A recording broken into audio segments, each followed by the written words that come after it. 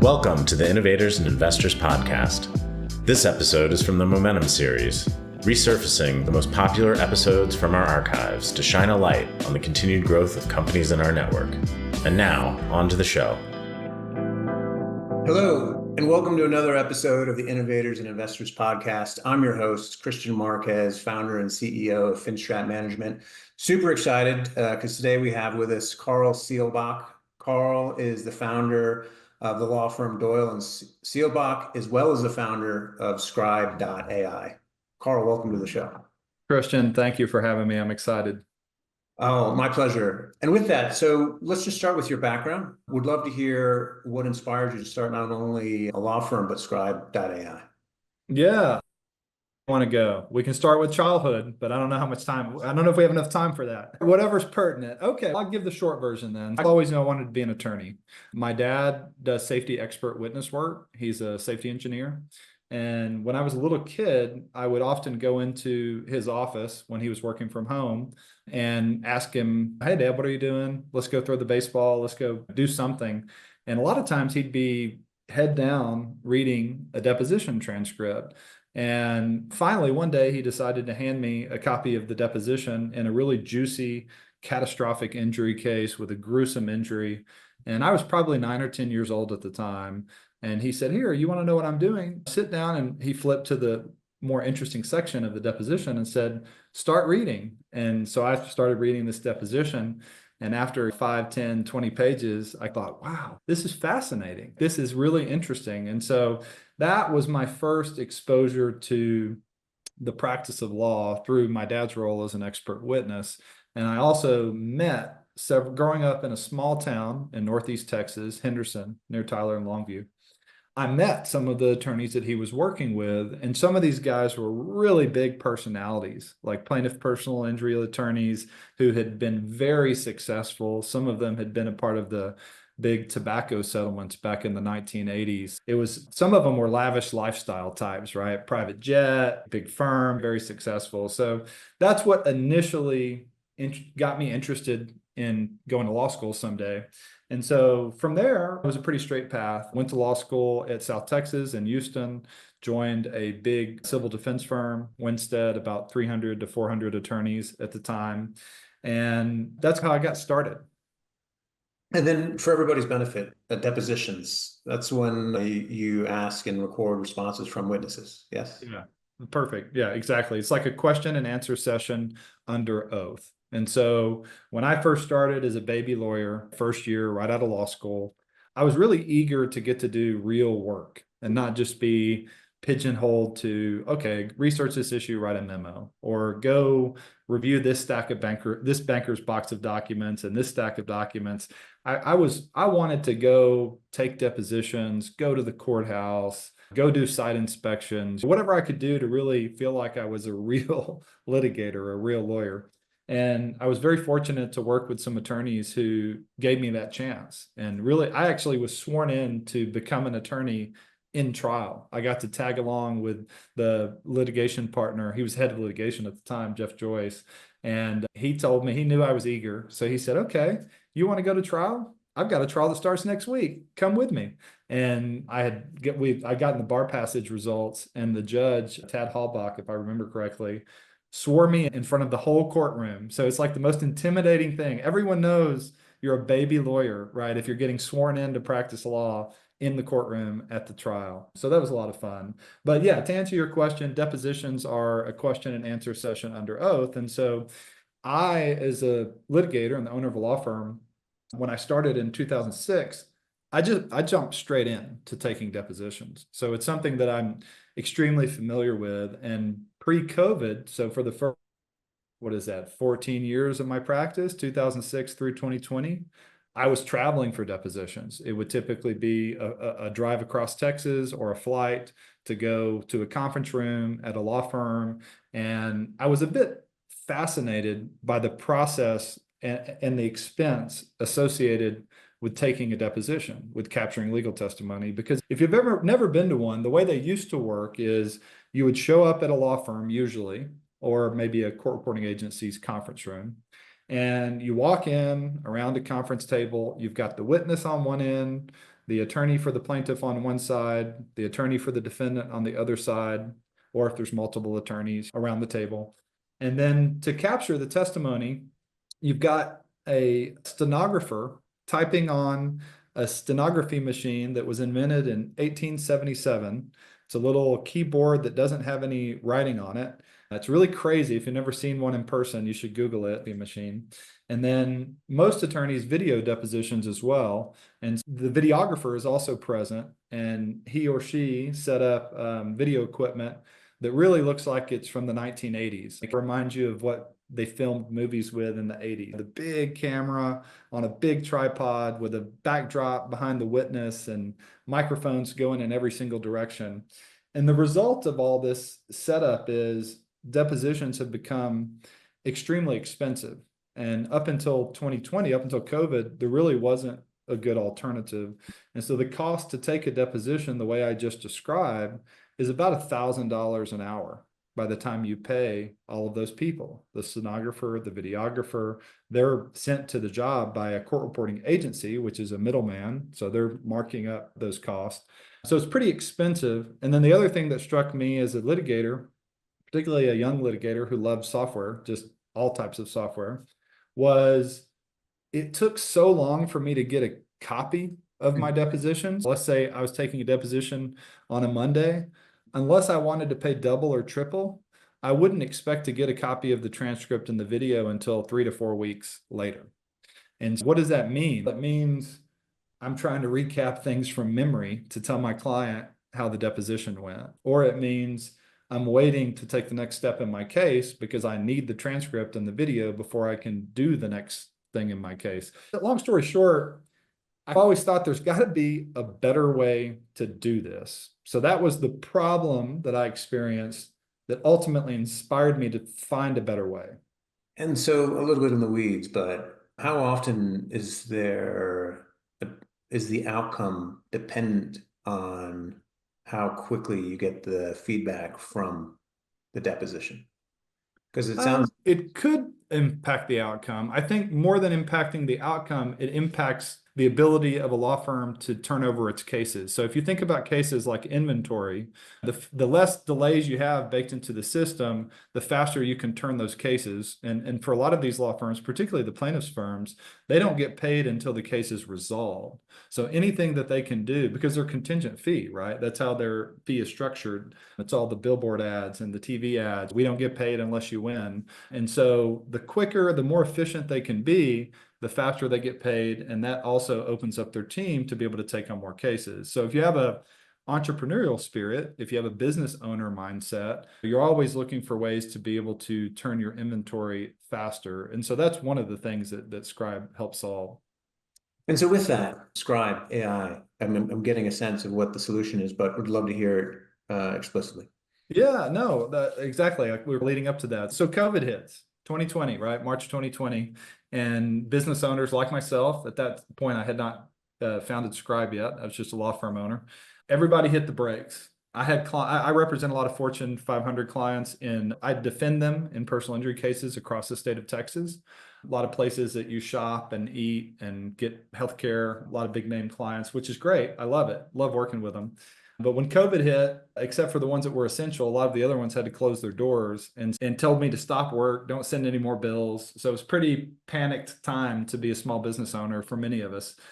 Fortunately, that didn't last that long, and everybody realized maybe 30, 60, 90 days into it that we had to keep moving the wheels of justice somehow. Like these cases just couldn't sit forever. And in the midst of shutdowns and lockdowns and the new normal that lasted for at least a couple of years, what had taken place in conference rooms, like I described earlier, the deposition process, and even the courtroom hearing process, right? Going to court for any type of hearing or for a trial, all of those things shifted to Zoom.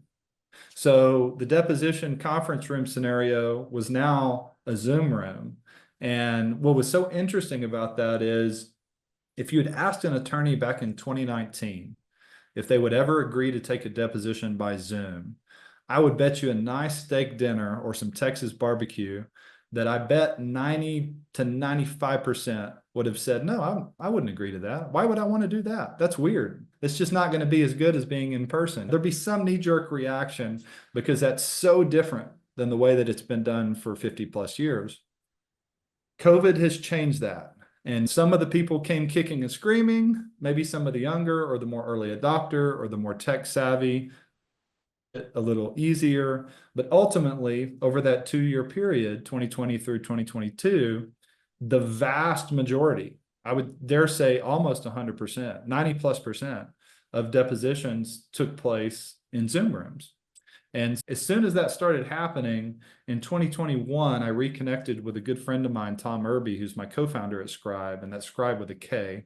And Tom and I had been kicking around ideas for years of ways to reinvent the court reporting market and come with something new, something fresh, something software powered. And we had a few ideas. I won't get into that. It'll derail us. But we ultimately reconnected in 2021. And I said, Tom, all my depositions are on Zoom now. And you know how we talked about trying to modernize this process? The business of taking depositions has gone online, but the business model hasn't changed. And so it's still court reporting agency plus a stenographer, plus, believe it or not, Kristian, a videographer to press the record button on the Zoom room. And in some cases, an additional fee for the virtual room just for the privilege of me joining Zoom deposition. So what should have driven costs down actually ended up either no drop in price or the cost actually went up to take a deposition. So Tom and I reconnected and said, we can do this with software. And the market seems to be embracing remote depositions. And my prediction was that's here to stay. And so my law firm, for example, has 15 attorneys. My younger attorneys, and I'll say younger is under 35. How about that, just to qualify it? Yeah. I have polled them, and everyone that I've asked under the age of 35 actually prefer Zoom depositions over the hassle of in-person depositions. So you're still going to find some older attorneys or maybe attorneys who are just less tech savvy, don't like video conferencing, whatever. There's still a certain percentage that prefer in person, but I believe the next generation of attorneys is fully primed to do almost all of their depositions in a software powered solution. So that was the entry point, because what that meant for Tom and me and Skribe was we could capture testimony by video recording it, we could transcribe it with software, and we could deliver it the same day in a web application where the video is synced to the text, and then follow up with a professionally proofread transcript within about 5 days that's legally formatted, and it looks just like the transcript that they're used to seeing for the past 50 plus years. So that's essentially the current solution is primarily driven at what I just described. It's an alternative to old-fashioned court reporting. It's about 60 to 70% less expensive. It's extremely fast compared to what they're used to. And it gives them a lot of other features where they can go in and use AI to analyze the testimony, to create video clips of the testimony, to do all sorts of things that attorneys have just never had the ability to do. And so faster, better, cheaper. I love it. I mean, disrupting technologies that disrupt segments or where innovation that has an impact starts. Out of curiosity, so I have seen the stenographer machine before, fortunately in movies, not in real life, knock on wood. But I'm curious, just a little bit in the weeds, but limitations of using the analog stenographer box. Yeah. And problems that I presume you're solving with your solution. Yeah, so the limitations around stenography is primarily speed of delivery. That's not to say there aren't fast stenographers. Let me say one thing to your listeners. Stenographers are extremely smart, capable, talented people, and no one is looking to replace stenographers, but the reality is we have a shortage of stenographers. Frankly, if any young people who are looking for a career, stenographers are going to be in high demand for the years to come. The problem is the number of claims, the number of litigated cases is on the rise. The number of new stenographers has dropped substantially, and a lot of them are they're entering the retirement phase of their careers. It's a highly female-dominated industry by percentage. Almost every deposition I've ever been to in my life, even pre-COVID, was a female stenographer, and almost all of them were probably over the age of 50, and sometimes over the age of 60. And so just if I'm generalizing and averaging. So the limitations, to answer your question, the limitations of stenography are more related to the speed, because when a stenographer is typing, they're typing shorthand notes using a shorthand keyboard. Now, they have gotten better over time, and there is software that connects to those stenography machines now that helps speed up the process a little bit, but they still do, and a lot of attorneys don't know this because they don't have a reason to need to know it, and they've never asked. Most of them still go through a scoping process, which means they are audio recording the deposition, and they take their shorthand notes in the software and translate it into text you and I can read, and then they either scope it and go back through it top to bottom, or they outsource it or have someone at their company that is a scopist that goes through and checks it. It's not a perfect solution or process, and I think ultimately what we're looking to do is to give the market a cost-effective alternative. And I think the other thing that I would emphasize is I really believe that video is the most powerful form of evidence in a case, and that juries expect it. I think judges, even like it, when you actually go to trial, if you're going to impeach a witness, it's one to impeach them by reading from a piece of paper. But you took a deposition in this case, and do you remember that I asked you this question and you testified differently? It is so much more impactful to be able to throw a video clip on a big screen or a big projector and have the jury watch that same witness give a different answer to a question than they're doing in the courtroom. So to me, I think video is the most powerful form of evidence, and that's something that stenography just can't do by its very nature. And I think we've been trained as consumers of technology to expect more and for it to be really fast. And I think that's what Scribe delivers. I think we really deliver speed. In fact, a lot of attorneys that come to us, the first thing they tell us is, I was really interested because I'm tired of paying these MFing court reporter fees that are so high. It's really price is a pain point, and a lot of them feel like they've been held hostage for years because there's never been an alternative. So they're forced to pay these high fees. They're forced to pay rush fees if they need it fast. So that often gets people in the door. But what really seems to keep them with Scribe, the stickiness component, is two things. One, it's the speed. And I'll give you an example. We had an attorney in San Antonio take a deposition in the morning using Scribe, and then the attorneys broke for lunch, and there was another deposition scheduled in the afternoon. Same case, different witness. What the defense lawyers didn't know is Scribe delivers it so fast that this plaintiff's lawyer took his computer, logged into Scribe, and over the lunch break actually created video clips from the morning deposition that he then turned around and used as exhibits in the afternoon deposition. And it blew the minds of the other attorneys in the case. They were like, wait, what type of voodoo magic did you just pull off to take video testimony from this morning, have the ability to quickly create clips of it, and then play it in the afternoon deposition? And so that that's where the stickiness comes in. We have a web app platform where the attorneys can create video clips. They can actually take those clips and embed them with a URL into their briefs, into their demand letters, into whatever they want. And they can AI chat with their depositions, ask questions. I've even, as a partner at a law firm, I've even gone into depositions that my team takes and asked it to grade the performance of the witness, grade the performance of the attorney who took the deposition. So it will analyze both the questions and the answers and give me some good feedback that I can then take and coach on how to do better next time. So it's pretty powerful. So the solution sounds brilliant and also intuitive. That said, like any founder, validating product market fit is extremely important. I think for the benefit of our audience, founders in particular, it's not lost on me that you're coming at this as a lawyer, and you have the benefit of the subject matter expertise. And I've seen so much success over the years when founders have that experience. That said, I'd love to hear how you were able to, and I presume it's going to be your firm, but how were you able to validate that what you had made with Scribe, it was indeed going to be a great fit with your first couple customers? A couple of ways. One, I certainly didn't do any of this alone. Murby has been an amazing partner, as well as the rest of the team at Scribe. I'm one of the founders, but there's a lot of people that have made this a success and that are building it. Corey Bryan, also our head of product, Alejandro Duran, several people that are on the team that have really rolled up their sleeves and done a good job.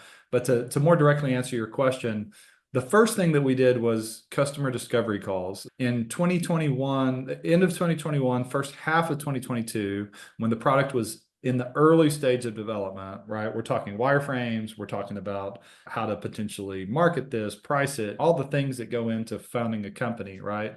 0 to 1. And during that time frame, I was setting up calls. We recorded all these calls actually with permission, but I was setting up calls with attorneys, with paralegals, with even judges to pitch the concept and to get feedback and to try to do it in a way. It's hard to get completely unfiltered feedback because people tend to be friendly. And if you've ever read The Mom Test, for example, is a really good author's name. But if you tell your mom you've got a business idea, you're almost always going to get favorable feedback, right? Oh, that sounds great. You're going to do awesome.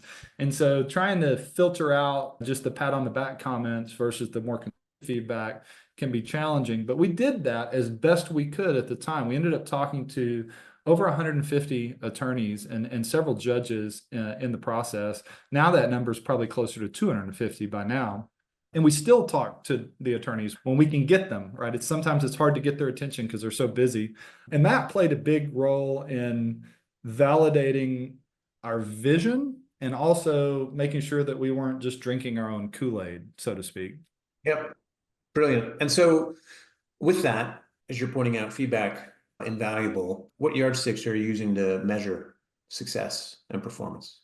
Just to be completely transparent, Tom Irby could answer that question a hell of a lot better than I could. And that's because he is the CEO. He's tracking all of the metrics, and he could probably speak to everything from CAC to LTV to all of the things that he heads up fundraising. So that's his language. So if any of your listeners are curious, we'd be happy to dive into that on a call. But high level, we're tracking everything. And so that's one of the things that was baked into us very early on. We had an advisor based in Austin, Ada Ryland, who was fantastic. She coaches a lot of different startups on a lot of different things, but she was really coaching us on the way to do discovery calls, what type of metrics you need to be tracking, the different stages of a startup. We also have an amazing advisor, Jeff Eversman, who's been helping us on those things as well. But we're tracking every email we send out, every company we're reaching out to, the advertising that we're doing on Meta, on Google, the conversion rates of all those things. We're tracking pretty much every single thing we can. And then we have internal charts that we review, usually once a month. We review the metrics that we're seeing, whether the money that we're spending in certain areas is paying off. We've been getting a lot of traction lately on Meta. We actually just increased our ad spend across Facebook, Instagram, those platforms. It's weird to see yourself in an ad. I will say that I had that happen to me for the first time. We did some vertical testimonial videos, like the vertical style where you shoot the selfie. And then I was at my daughter's volleyball game, just flipping through Instagram, and all of a sudden an ad for Scribe popped up and it was me. And I was like, okay, that's weird. That feels weird. Excellent. Love it. You mentioned fundraising, and to the degree that you've been involved, would love to hear what your experience has been. It's hard, right? It's hard in the sense that you're going to get a lot of no's, right? You're going to get a lot more no's than yeses until you don't need the money anymore almost, or until it's so proven out that everybody wants to jump on, the trains. But like a lot of startups, and we've had a lot of success, one of the most validating things of our fundraising has been surprise investment from a lot of those attorneys we talked to as prospective users and clients. So we actually ended up converting in the first, I'd say 100 calls, 30 of those attorneys invested. And we weren't, and it wasn't, the purpose of the call wasn't investment. They just asked, hey, are you taking on investors? And ultimately those, what were intended to be discovery and sales conversations, ended up turning into investors early on, angel investors. So that was pretty cool to get users who see the future, agree that the future of testimony is software powered, and decided not only to use Scribe, but also to invest in Scribe. So that was big. And then Tom has been spearheading a lot of other efforts in addition to the angel investors. We're currently finishing our seed round, but we have two institutions that have invested in us: Longview Tech Ventures, which is run by Jeff Eversman, the advisor I mentioned earlier. And then we just announced 2 weeks ago that the Legal Tech Fund, which is run by Zach Posner, which is the preeminent legal tech institution that invests in startups. Everybody knows Zach, everybody knows the Legal Tech Fund. We'll be going to the TLTF Summit in Miami in December, and Scribe will be showcased as a part of that event. So they just invested in us a couple of weeks ago, and that's been such a strong endorsement that frankly, now we've got people, I've got a lot more cold inbound at this point because people have seen the press release, they've heard about TLTF's investment, and so it's a validation, right? They're like, if you pass their due diligence, we're in. And on that note, you're in great company because we have Zach scheduled to be a guest on the Innovators and Investors podcast. Oh, wow, that's fantastic. I just exchanged an email with him yesterday. He was in Austin, but because he was in Austin for ClioCon and actually met up with another portfolio company several of them, I think, while he was in Austin. But I had to go help my team pick a jury on Monday, and then he flew out Tuesday before we were able to connect. But yeah, we were actually just in the process of scheduling a call together. Small world. And so with that, all things being equal, what qualities do you look for in an investor and making sure that your vision and their goals are aligned? Yeah, I think the short answer is it depends on the size of the investment. And we have a lot of angel investors that are either friends and family, attorneys, or they're someone that understands legal tech and knows that legal tech in and of itself is an untapped investment universe. There are investors with legal tech thesis, but legal tech certainly has fallen behind some of the other big verticals, insurtech, the medical field. And I think people are now beginning to realize that legal tech is extremely attractive. And one of the things that's so attractive about it is attorneys find something they like. They don't change very often. I remember attorneys who didn't want to give up their BlackBerries until the dire end of BlackBerry. And now they have an iPhone and they'll probably never switch from that. And like maybe 20 years later, something new comes out. So to answer your question, what we're looking for in investment companies, particularly in VCs, is we close out the seed round and we transition to a Series A the first half of next year. I think is an investment firm with a legal tech thesis or that is interested in legal tech. We're also looking for investment partners who can help us from an advisory standpoint and also from an opening door standpoint. I think the good thing about our company is both Tom, my co-founder and the CEO, and me as the founder, we are not too proud to admit we don't know what we don't know, right? And so I think being willing to ask for help is one of the maybe the most vital qualities in a C-level executive, particularly of a startup, and in every aspect of your life, right? Having a business coach, having a personal trainer, having someone help you establish a really strong foundation. And I think that's what we need right now as a company, is to keep building that really strong foundation as we continue to grow month over month and look towards 2025 and beyond. Yeah, Karl, I think you touched on a really important point, especially for the other founders in the audience, is I don't think there's an expectation from any investor that it's always going to be a bed of roses. And so having a founder who has the courage to say either I don't know or something's gone wrong is essential. Yeah. Because at least in my personal experience, I've never seen a company that always just gets it right.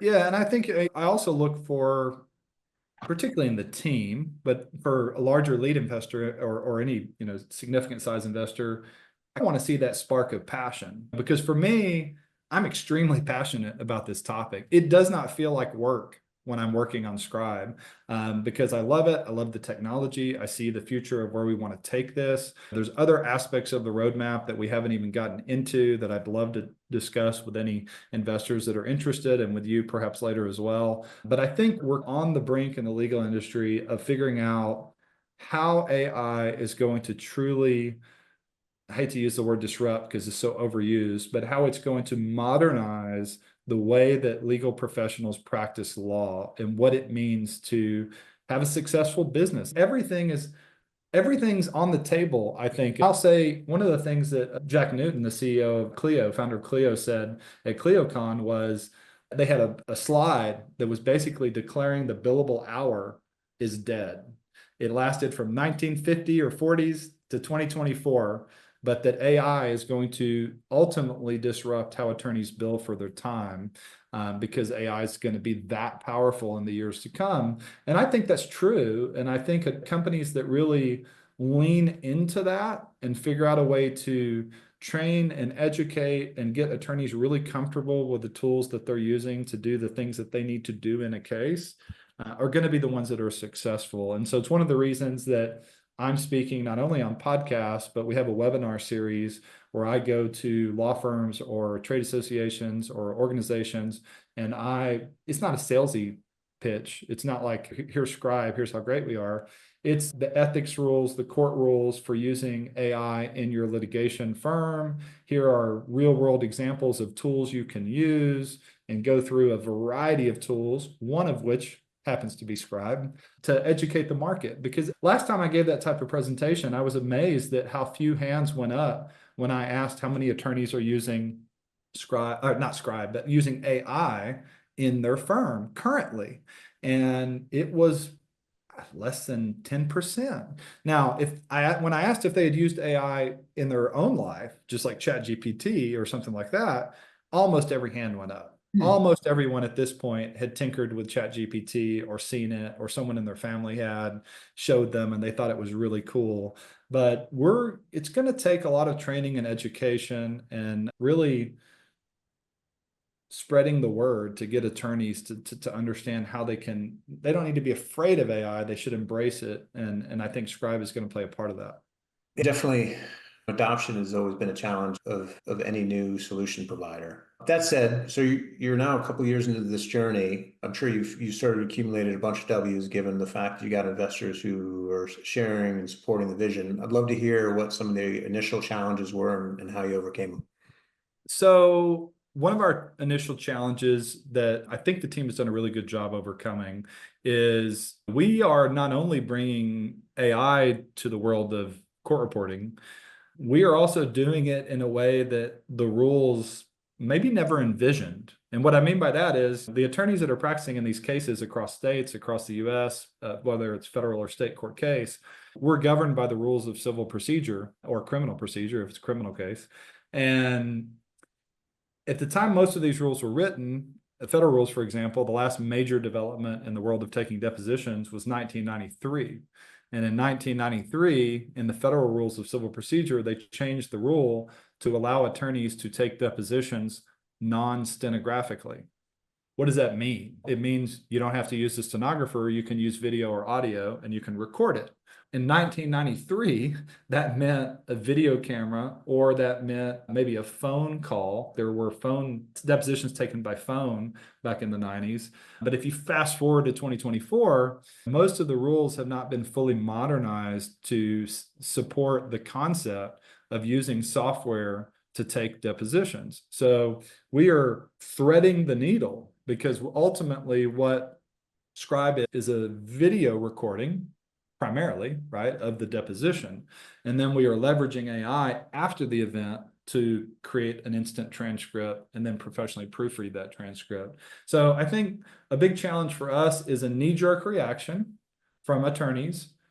You can't do it that way. And sometimes it's the opposing counsel. No, you can't. I've never seen that. Or what does this mean? And it may be a little bit of a fear when they hear the word AI, that somehow means it's going to hallucinate, right? But of course, your listeners probably know ASR, automated speech recognition, is much different than generative AI. It's a completely different approach. We don't use generative AI to create the transcript. Educating them with the rules, educating them on the technology. We have a flyer that goes out with every deposition that explains what we are and what we aren't.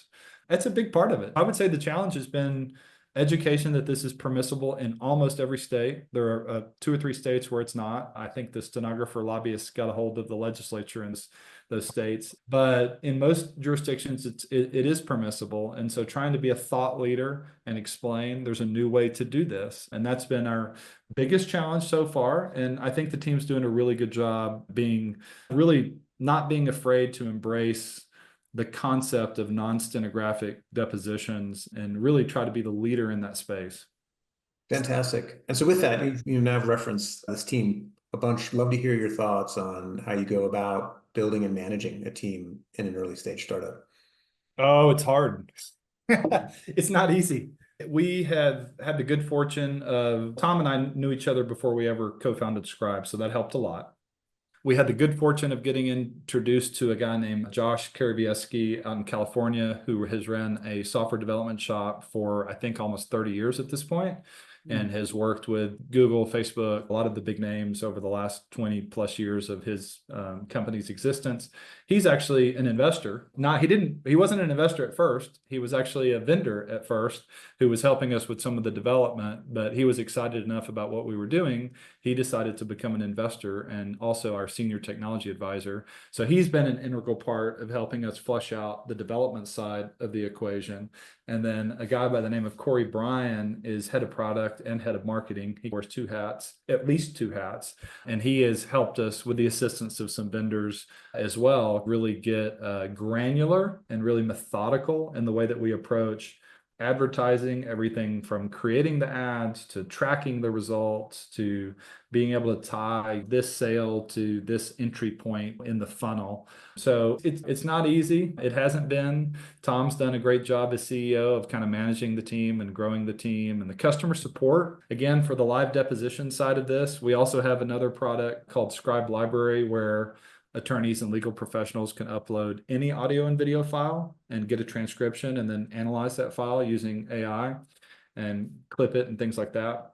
That's self-service, that's pure software. But for the live deposition product, there's a human in the loop component, at least currently, where we staff the event with a certified notary, they swear in the witness, they provide technical attorneys for the recording process. And of course, there's professional proofreaders on the back end. But I think at this point, until the technology continues to mature, those are pretty important pieces of the puzzle. And I describe it as our white glove offering. And it doesn't mean that someday we may not offer something that is pure software in that space and still have a white glove option if people want that. But it's amazing. We're still able to come in significantly less than what the court reporting agencies charge, even providing that high level of service. And I think you bring up a really good point is that even if you have this almost completely automated vision of a solution, is that starting a company, it is reasonable and I'd argue acceptable to have a crawl, walk, run mentality, understanding that you got to get to market, you got to start creating cash flow.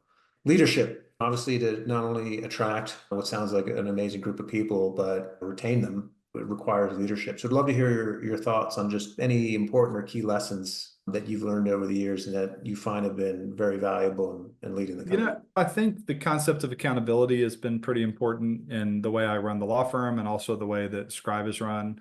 Tom Irby is a really big fan. Again, my co-founder at Skribe is a really big fan of Traction, the book Traction, and the EOS method.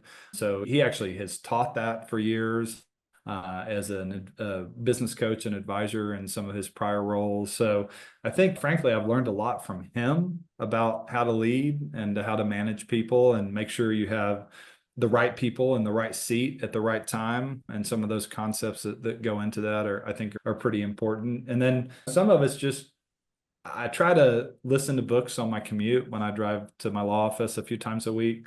And right now I'm listening to Who Not How, which is a pretty decent listen so far. And it's really the concept of one of the best ways to grow a company, to grow in life is you have a lot of great ideas, but you can only do so much, right? You only have so much time. And it's really, I think, trying to leverage and find the right people who can help you spread your wings and see some of those things through. And I've been fortunate to have Tom leading at Skribe and the rest of the team. They're doing an awesome job. Fantastic. Karl, I would love to spend even more time talking, but before we wrap up, last question. What advice would you give to any aspiring entrepreneurs who are thinking about starting their first company? I think you got to make sure that you have your finances in order. If I'm not being, we'll give the inspirational talk first. I'll give a check first. It is all consuming. You got to make sure that you're financially ready for it, that your family's financially ready for it if you're married or have children. But from the more encouraging, inspirational side of it, I would say you got to just be persistent. Don't quit. Don't let up. Keep pushing. It always takes longer than you think it's going to take. It costs more than you think it's going to cost, but you can succeed. You just have to be determined and persistent and relentless. And frankly, sometimes I think investors see that, and we've managed to turn no's into yeses. And sometimes I think we've just beat them down, but I think it's the fact that they see that drive, they see that energy, and they think, gosh, if he's after me this hard for $100,000 check, he's going to be knocking the doors down, trying to sell, trying to grow, trying to take this company to the next level. So I think obviously there's a time when it's not a good fit, and obviously you go your separate ways, but it's okay to be energetic. It's okay to be persistent. It's okay to make the ask, whether that's to a prospective client, an advisor, an investor. And I think by and large, most people want to see others succeed, and typically will offer good advice or offer that leg up or that door opens to try to push people towards success.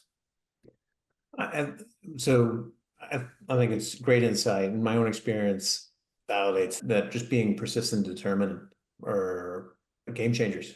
Yeah, that's a good way to say it right there. Karl, if there's anyone who's interested in becoming or joining the firm, becoming part of Skribe, or investors who are interested in learning more, how do they get a hold of you? Yeah, I'll give you my Skribe email. It's the shortest one. So it's Karl with a Karl at skribe with a K, skribe.ai. Fantastic. Thank you. Thanks, Kristian. I've had a blast visiting with you. My pleasure. It's great having you on. And again, for our audience, Karl Seelbach, founder of Doyle and Seelbach Law Firm, as well as founder of skribe.ai. I hope you've enjoyed this podcast as much as I have. Thank you. Kristian Marquez here. Thank you so much for listening to the Innovators and Investors podcast. If you're a successful founder or an investor who would like to be on the podcast, please visit podcast.finstratmgmt.com/podcast-guest. If you've got something out of this interview, please share this episode on social media. If you know someone that would be a great guest, please tag them on social media to let them know about the show and include the hashtag Innovators and Investors. I'd love to see your posts and suggestions. We're regularly putting out new episodes and content. To make sure you catch each new episode, please subscribe to the Innovators and Investors podcast. And your thumbs up, ratings, and reviews go a long way to help promote the show, and it means a lot to me and my team. Would you like to know more? Go to our website, finstratmgmt.com, or follow us on LinkedIn or on X. Our handle is @finstratmgmt. This is Kristian Marquez. Thank you for listening. Until next time.